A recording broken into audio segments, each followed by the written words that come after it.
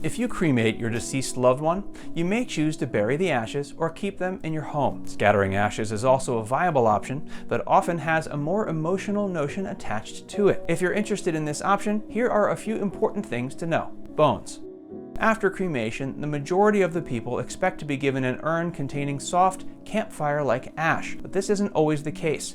In addition to the small box of fine ash, you'll be given a bag of coarse sand-like ash containing bone fragments. Keep some.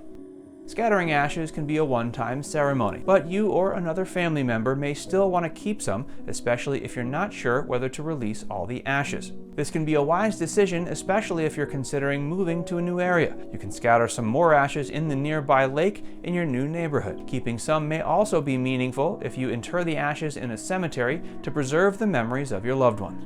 Who will scatter?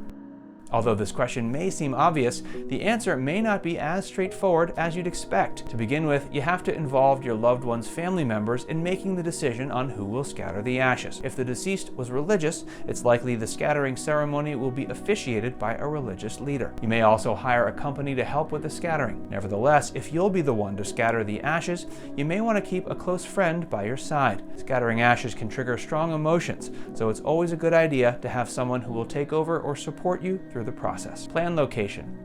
Some cemeteries have designated gardens for scattering ashes, so be sure to check with your local cemetery to get more details regarding this process. Alternatively, you may choose to scatter the ashes at sea, but you have to ensure it's in compliance with the federal laws regarding burial at sea. Most national parks also allow scattering of ashes as long as it's done away from sensitive and populated areas. You may need a permit from the chief park ranger. If your loved one had a place they desired to visit or a spot they often visited, you may also consider scattering ashes in that area. Just make sure you get a permit, especially if it's on private property or federal land. Methods.